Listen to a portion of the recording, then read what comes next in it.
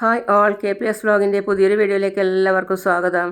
വീഡിയോയിലേക്ക് പോകുന്നതിന് മുമ്പ് എൻ്റെ ചാനൽ ഫസ്റ്റായിട്ട് കാണുകയാണെങ്കിൽ ഫസ്റ്റ് തന്നെ കയറി സബ്സ്ക്രൈബ് ചെയ്ത് ലൈക്ക് ചെയ്ത് സപ്പോർട്ട് ചെയ്ത് കാണാം. അപ്പോൾ നമുക്ക് വീഡിയോ എന്തായി എന്ന് നോക്കാം. ഇന്നലത്തെ ബാക്കി കാണിക്കുന്നതെന്ന് പറഞ്ഞു കഴിഞ്ഞാൽ അവൻ ശ്രുതിയെ വിളിച്ചിട്ട് പറയുകയാണ് ഹോട്ടലിലേക്ക് പോകാൻ വേണ്ടിയിട്ട്. അപ്പോൾ റൂം നമ്പറും ഒക്കെ പറഞ്ഞു കൊടുത്തിട്ടുണ്ട്. എന്നിട്ട് പറയുകയാണ് ഞാൻ വെയിറ്റ് ചെയ്യും, വരണം ശ്രുതി എന്ന് പറഞ്ഞു. അപ്പോൾ ശ്രുതിയല്ല, നോ നോ നോ കല്യാണി എന്ന് പറഞ്ഞ് അവൻ ഫോൺ കട്ട് ചെയ്തു. പിന്നെ ശ്രുതിയോട് മീര പറയാണ്, ഭ്രാന്തായോ നിനക്ക്, നീ എന്തിനാ പോകാമെന്ന് സമ്മതിച്ചത്? പിന്നെ കാണിക്കുന്നത് അവനിതാ പറഞ്ഞതുപോലെ തന്നെ ഇതാ ഹോട്ടലിലേക്ക് വരികയാണ്. അപ്പോൾ അവനിതാ പതിവ് പോലെ ഹോട്ടലിലെത്തിയിട്ടുണ്ട്. എന്നിട്ട് അവിടുന്ന് പറയാണ്, മോളെ എൻ്റെ കീ എടുക്ക് റൂമിൻ്റെ എന്ന് പറയാണ്. അപ്പോൾ അവർ പറയാണ്, ഇതാ സാറേ റൂമിൻ്റെ കീ ഒരു ലേഡി വന്നിട്ട് വാങ്ങിച്ചു കൊണ്ടുപോയല്ലോ. അവർ സാറിൻ്റെ പേരും പറഞ്ഞിട്ട് റൂമിൻ്റെ കീ വേണമെന്ന് പറഞ്ഞ് റൂമിൻ്റെ കീയും വാങ്ങിച്ചിട്ട് പോയിട്ടുണ്ട്. അവർ റൂമിലുണ്ട്. ഓഹോ, okay, thank you. Thank you sir. റൂമിലെത്തി അവളെ കണ്ടപ്പോൾ അവന് സന്തോഷമായി. കാരണം അവൾ ബെഡിൽ ഇരിക്കുകയാണ്, പക്ഷേ തിരിഞ്ഞിരുന്നിട്ടാണുള്ളത്. അവളുടെ മുഖം അവന് കാണാൻ പറ്റുന്നില്ല. അവൻ പറയാണ്, ശ്രുതി നീ കുറേ സമയമായിട്ട് എന്നെ വെയിറ്റ് ചെയ്യുന്നു അല്ലേ?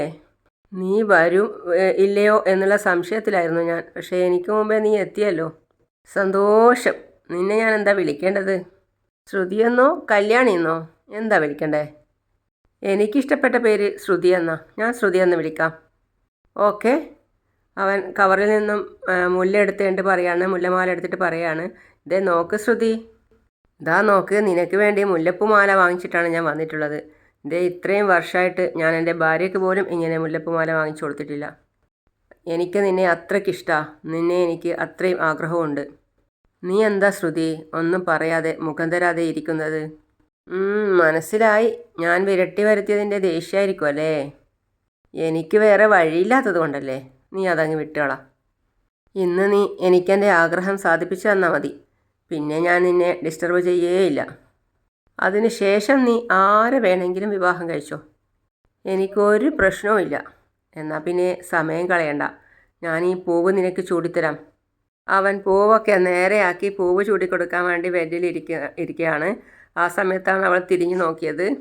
അവളെ കണ്ടവൻ ഞെട്ടിപ്പോയി. എന്നിട്ട് പറയാണ്, രജനി, അല്ല നീ എന്താ ഇവിടെ? അവൾ ബെഡിൽ നിന്നും ചാടി എണീറ്റ് അവൻ്റെ മുഖത്ത് അപ്പുറം ഇപ്പുറം മാറി മാറി അടിക്കുകയാണ്. രജനി രജനി എന്നവൻ വിളിക്കുകയും ചെയ്യുന്നുണ്ട്. രജനി പ്ലീസ് രജനി. തെരുവ് നായേ, നീയൊക്കെ ഒരാണോടാ? ഓഫീസിലേക്ക് എന്ന് പറഞ്ഞ് നീ വീട്ടിൽ നിന്നും ഇറങ്ങുന്നത് ഇതിനാണോടാ? ഏയ് രജനി, ഞാൻ പറയുന്നതൊന്ന് കേൾക്ക്. നീ ഒന്നും പറയണ്ടടാ പ്ലീസ് രജനി. അപ്പോൾ അവൾ പറയാണ്, നിൻ്റെ ഭാര്യയായിട്ടാണല്ലോ ഞാൻ ഇത്രയും കാലം ജീവിച്ചത്, നിൻ്റെ കുഞ്ഞിൻ്റെ അമ്മയാവേണ്ടി വന്നല്ലോ എന്നോർത്ത് ലജ്ജ തോന്നുകയാണ് എനിക്ക്. വീണ്ടും അവൻ അടി കിട്ടി. എന്നിട്ട് പറയാണ്, രജനി പ്ലീസ് രജനി. അപ്പോൾ അവൾ പറയുന്നു, ഒരു പെണ്ണിനെ ഭീഷണിപ്പെടുത്തിയിട്ട് വരാൻ പറയുക അല്ലേ? വൃത്തികെട്ടവൻ, ഇത്രയും നാൾ നീ എന്നെ ചതിക്കുമായിരുന്നു അല്ലേടാ തെമ്മാടി.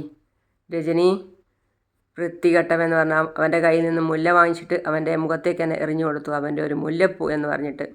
അവിടെ നിന്നും വലിയൊരു വടി കിട്ടി അവൾക്ക്. അതെടുത്ത് അവനെ തിരുതരേ തല്ലുകയാണ്. എന്നിട്ട് തല്ലിയിട്ട് പുറത്താക്കി. അവനെ വീണ്ടും വീണ്ടും അവൾ തല്ലുകയാണ്. അപ്പോൾ വേറെയും ആൾക്കാർ അതുവഴി വരുന്നുണ്ട്. അപ്പോൾ അവൻ പറയുകയാണ്, പ്ലീസ് രജനി, എന്നെ വീണ്ടും തല്ലരുത് രജനി.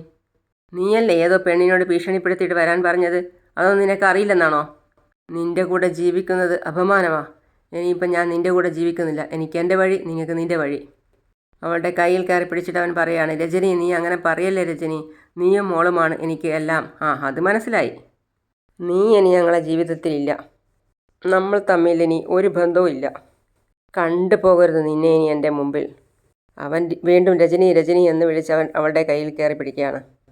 രജനി എന്നെ വിട്ടു പോകരുതേ എന്ന് അവൻ പറയുമ്പോൾ അവൾ പറയുന്നു, ഇനി എൻ്റെ പുറകെ വന്നു പോകരുത് എന്ന് പറഞ്ഞ്, ഇനി അഥവാ വന്നിട്ടുണ്ടെങ്കിൽ തന്നെ നിന്നെ ഞാൻ ചെരുപ്പ് ഊരി അടിക്കും. അങ്ങനെ ആ രംഗം കാണാൻ അവിടെ ശ്രുതിയും മീരയും വന്നിട്ടുണ്ടായിരുന്നു. അവർ കാണുകയാണ്. അവിടെ അവൻ തീരെ പ്രതീക്ഷിച്ചിട്ടില്ല, ശ്രുതിയെയും മീരയെയും അവൻ തീരെ പ്രതീക്ഷിച്ചിട്ടില്ല അവിടെ. അപ്പോഴത്തേക്കും അവൻ ഞെട്ടലോടെ തിരിഞ്ഞു നോക്കി അവരെ കണ്ടിട്ട്. ഹലോ PS സാർ, നീ ചില ആഗ്രഹങ്ങളൊക്കെ പറഞ്ഞിരുന്നല്ലോ, ഇപ്പം നിൻ്റെ ആഗ്രഹങ്ങളൊക്കെ മാറിയോ? ഇടക്കേറി മീര പറയാണ്, വീട്ടിൽ ഭാര്യയും കുട്ടിയും ഉണ്ട്, എന്നിട്ടും അവൻ ഇടയ്ക്ക് കയറി ഓരോരുത്തരെയും വിളിക്കുക, ഓരോരോ പെമ്പിള്ളേരുടെ പിറകെയും നടക്കുക. നിൻ്റെ തനി നിറം നിൻ്റെ ഭാര്യ മനസ്സിലാക്കി. ഇതിലും വലിയൊരു ശിക്ഷ നിനക്ക് തരാനില്ല.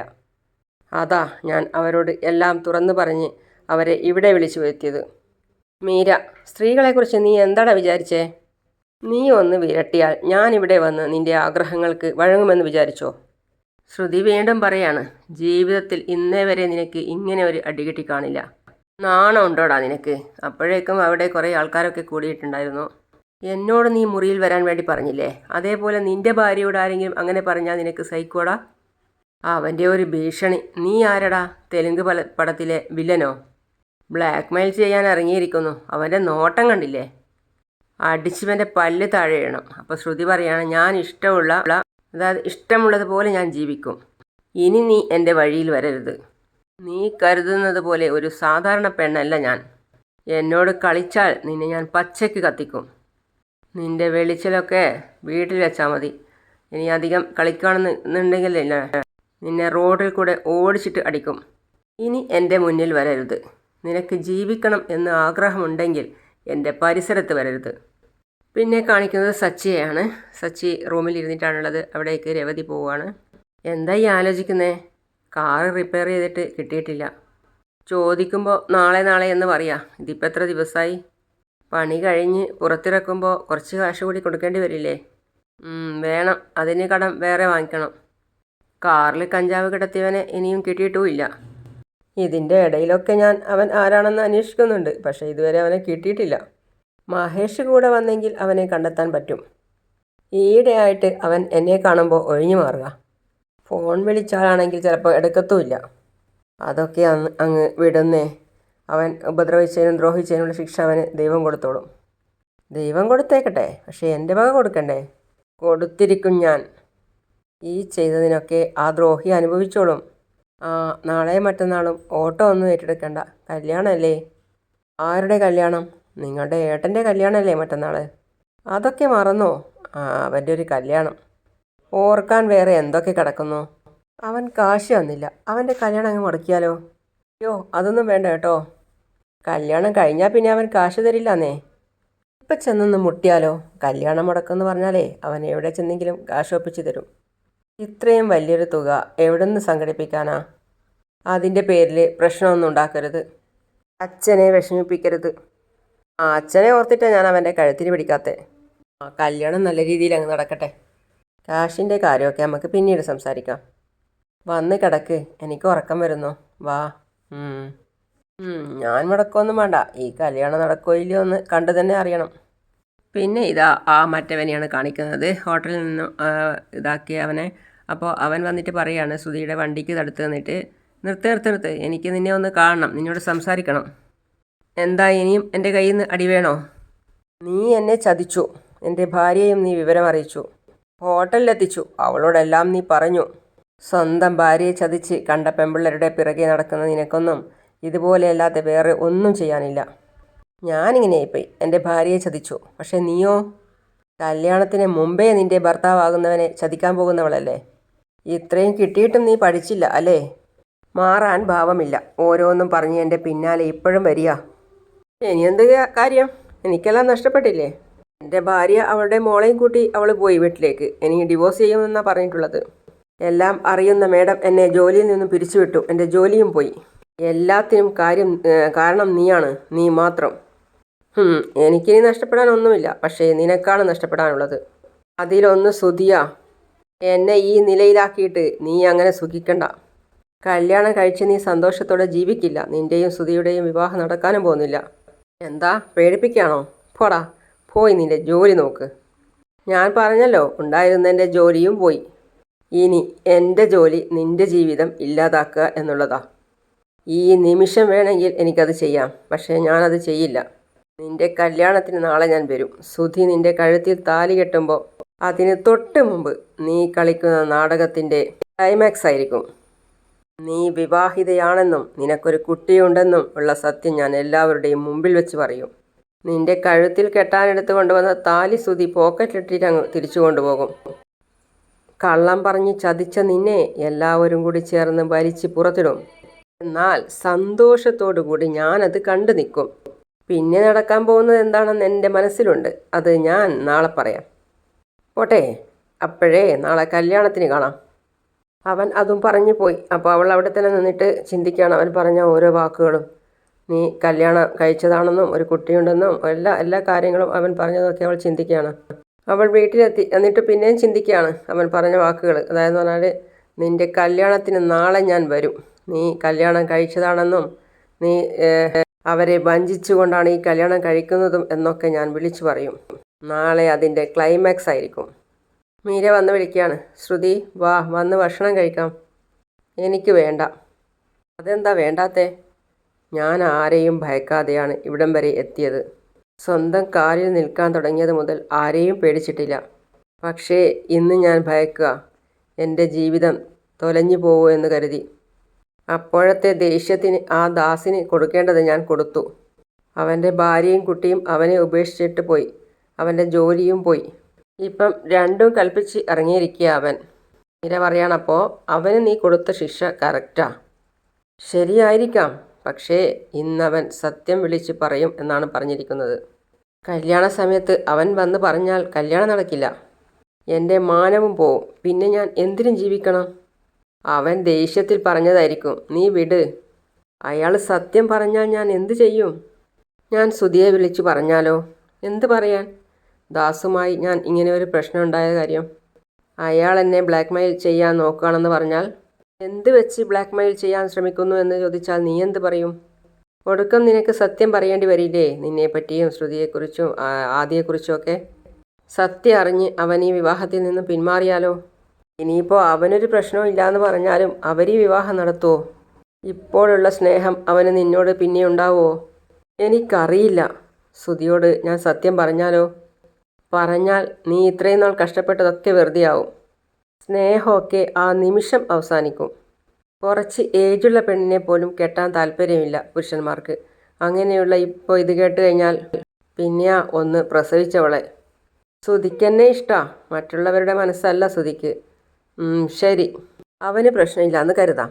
അവൻ്റെ അമ്മ സമ്മതിക്കുമോ? നീ കോടീശ്വരിയാണെന്ന് വിശ്വസിച്ചിരിക്കുക അവർ. മലേഷ്യയിൽ നിന്നും സമ്പത്തും കൊണ്ട് വരുന്നതും സ്വപ്നം കണ്ടിരിക്കുക അവർ. അങ്ങനെ നീ ഉണ്ടായ കാര്യങ്ങളൊക്കെ സത്യമായിട്ട് പറഞ്ഞു കഴിഞ്ഞാൽ നിന്നെ എന്ത് ചെയ്യുമെന്നുള്ള കാര്യം നിനക്ക് ഊഹിക്കാനുള്ളതല്ലേ ഉള്ളൂ. ചിലപ്പോൾ അവനെന്നെ മനസ്സിലാക്കിയാൽ, എന്നോട് ക്ഷമിച്ചാൽ. ഒന്ന് പോടി, നീ ചില്ലറ കള്ളാണ് അവരോട് പറഞ്ഞത്. എന്തൊക്കെയാ പറഞ്ഞത് എന്ന് കണക്ക് പോലുമില്ല. അവർ നിനക്ക് വേണ്ടി എത്ര കാശ് കടം വാങ്ങിയെന്നറിയോ? സത്യം അറിഞ്ഞാൽ അവർ തകർന്നു പോകും. മീര പറയാണ് ശ്രുതിയോട്, പൂ കെട്ടുന്ന പേരും പറഞ്ഞിട്ട് ആ സ്ത്രീ രേവതിയെ ഉപദ്രവിക്കുന്നതിന് എന്നെ കയ്യും കണക്കുമില്ല. ഒന്നും ഇല്ലാത്തവളാണ് നീയെന്നറിയുമ്പോൾ അതോടെ നിൻ്റെ കഥ തീർക്കും. അവർ നിൻ്റെ ബ്യൂട്ടി പാർലർ പൂട്ടും. അവർ നിന്നെ പിടിച്ച് ജയിലിലും ഇടും. പിന്നെ നിൻ്റെ കൂടെ ഞാനും ജയിലിൽ വരേണ്ടി വരും. ശ്രുതി പറയാണ്, പേടിപ്പിക്കാതെടി. അപ്പോൾ മീര പറയുന്നു, ഇതാണ് നടക്കാൻ പോകുന്ന സത്യം. ഞാനിനി എന്താ വേണ്ട നീ പറ. ഒന്നും വേണ്ട, എല്ലാം വരുന്നിടത്ത് വെച്ച് കാണാം എന്നുള്ള രീതിയിൽ ചെയ്യും. ഒന്നും സംഭവിക്കില്ല. സത്യം ഇപ്പം ആരോടും പറയണ്ട. അങ്ങനെ എല്ലാവരും രാവിലെ ക്ഷേത്രത്തിലെത്തി. അതാണ് പിന്നെ കാണിക്കുന്നത്. അതായത് അച്ഛനോ മുത്തശ്ശിയോ രേവതിയോ ഒക്കെ ക്ഷേത്രത്തിലെത്തി. അപ്പോൾ അവിടെ ഉണ്ടായിരുന്നു രേവതിയുടെ അമ്മയോ ആങ്ങളെയും അനിയത്തിയും ഒക്കെ. അവരെ കണ്ടപ്പോൾ രേവതി അതിൽ നിന്ന് വണ്ടിയിൽ നിന്നും ഇറങ്ങിയപാടെ അവരെ കണ്ട ഭാഗത്തേക്ക് ഓടി. അച്ചമ്മ അവരുടെ അടുത്ത് ചോദിക്കുകയാണ്, സുഖമായിരിക്കുന്ന മക്കളെ? ആ സുഖമാണ് അച്ചമ്മേ. നിങ്ങൾ നേരത്തെ വന്നല്ലേ? ഞങ്ങൾ വെളുപ്പിന് 4 മണിക്ക് ഇവിടെ എത്തി. ഇന്ന് കല്യാണമല്ലേ, അതുകൊണ്ട് കുറച്ച് നേരത്തെ വന്നു. കുറച്ച് മുമ്പേ ഇവരൊക്കെ വീട്ടിൽ പോയിട്ട് ഡ്രസ്സൊക്കെ മാറ്റി വന്നതേ ഉള്ളൂ. അമ്മേ, പൂമാല കെട്ടിക്കഴിഞ്ഞോ? ഇല്ല മോളെ, കുറച്ചുകൂടി ഉണ്ട്. എന്നാൽ ഞാനും കെട്ടി സഹായിക്കാം. അപ്പോഴേക്കും അവരെല്ലാവരും കൂടി ഇരുന്ന് പൂക്കെട്ടാൻ തുടങ്ങിയിരിക്കുകയാണ്. പിന്നെ കാണിക്കുന്നത് ശ്രീകാന്ത് വരുന്നതാണ്. അപ്പോൾ ശ്രീകാന്തിനോട് ശ്രീ പറയാണ്, ഹായ് ശ്രീകാന്ത്, ഇനി അടുത്ത ഊഴം നിൻ്റേതാണല്ലേ? മനസ്സിലായില്ല. അടുത്ത നിൻ്റെ കല്യാണം എന്നാണ് പറഞ്ഞത്. നിൻ്റെ വീട്ടിൽ രണ്ടാമത്തെ ആളുടെ വിവാഹം നടക്കുകയല്ലേ, അടുത്തത് നീയല്ലേ. അവർ കെട്ടിയ ഉടനെ ഞാൻ കെട്ടണമെന്നുണ്ടോ? ഉണ്ട്. വർഷ തന്നെയല്ലേ ആള്. വർഷ നിന്നെ പ്രപ്പോസ് ചെയ്തോ? ദേവു, വേണ്ട, വർഷ എന്നെ പ്രപ്പോസ് ചെയ്തിട്ടൊന്നുമില്ല. ഞാൻ അവളുടെ ഒരു ഫ്രണ്ട് മാത്രമാണ്. ആദ്യമൊക്കെ എല്ലാവരും ഇങ്ങനെ തന്നെയാണ് പറയുന്നത്, പിന്നെ അവരത് മാറ്റി പറയും. ആയിഷ് ശരത്തെ, എവിടെ സച്ചിയേട്ടൻ? സച്ചിയേട്ടൻ ഇപ്പം എത്തും. ഇവനെ സച്ചിയേട്ടൻ ഫാനാ? ആണോ? ഞാൻ രേവതി എഴുത്തിയുടെ ഫാനാ. എന്നാ വാ പോവാം. അടുത്ത വണ്ടിയിൽ ചന്ദ്രയും ശ്രുതിയും എത്തി. അപ്പോൾ അച്ചമ്മ ചോദിക്കുകയാണ്, ചന്ദ്രേ, ശ്രുതി വിളിച്ചിരുന്നോ? അവരെത്തിയോ ക്ഷേത്രത്തിൽ? അവരവിടെ നിന്ന് പോന്നിട്ടുണ്ട്, ഇപ്പം ഇങ്ങെത്തും. ശ്രുതി പറയാണ്, അപ്പോൾ നമുക്ക് ഇവിടെ വെയിറ്റ് ചെയ്യാം അല്ലേ? എന്തിനി? അകത്തിരിക്കാം, വാ. അപ്പോഴാണ് സച്ചി വണ്ടിയിൽ നിന്ന് വന്ന് വണ്ടി നിർത്തിയിട്ട് പറയുന്നത്, ഏയ് എടാ, എവിടെ പോകുന്നു? കാശെടുക്ക്, കാശ്. കാശോ? ആ അതെ, കാറിൻ്റെ വാടക. എടാ സച്ചി, നീ എന്നോടും കാശ് ചോദിക്കുന്നോ? ആ പിന്നെ അല്ലാതെ. ആ അത് പച്ചവെള്ളത്തിലല്ല ഓടുന്നത്, ഫുൾ എ സിയിലാണ് ഓടുന്നത്, ഫുൾ എ സിയും ആണ്. അപ്പോൾ അതിൻ്റെ പൈസ എനിക്ക് കിട്ടിയേ തീരൂ. അപ്പോൾ ചന്ദ്ര ഇടപെട്ട്, നമ്മുടെ വീട്ടിലെ ആവശ്യത്തിന് കാർ ഓടിച്ചതിന് കാശ് ചോദിക്കുന്നോ നീ? പിന്നെ വലിയൊരു കല്യാണം, രണ്ടാമത്തെ കല്യാണമല്ലേ? വായി അടക്കടാ, ആരെങ്കിലും കേട്ടാ എന്ത് കരുതും? ഒന്നും കരുതൂല. ഇവൻ കല്യാണ സമയം ഓടിപ്പോയത് നാട്ടിൽ പാട്ടല്ലേ? അതിനവൻ ആരുടെ കഴുത്തിലും താലി കെട്ടിയിട്ടില്ല. കെട്ടിയിരുന്നെങ്കിലാ രണ്ടാം കല്യാണം ആവുന്നത്. അതിനാ പറയുന്നത് രണ്ടാം കെട്ടെന്ന്. നാണം കെട്ടവൻ്റെ രണ്ടാം കല്യാണം. അങ്ങനെ സച്ചിയുടെ സംസാരം കേട്ട് ശ്രുതി വല്ലാതെയായി. അങ്ങനെയാണ് ഇന്നത്തെ ഭാഗം അവസാനിക്കുന്നത്. അപ്പം അടുത്ത വീഡിയോ ആയിട്ട് ഞാൻ ഉടൻ വരുന്നതാണ്. അതുവരേക്കും സീ യു ഓൾ.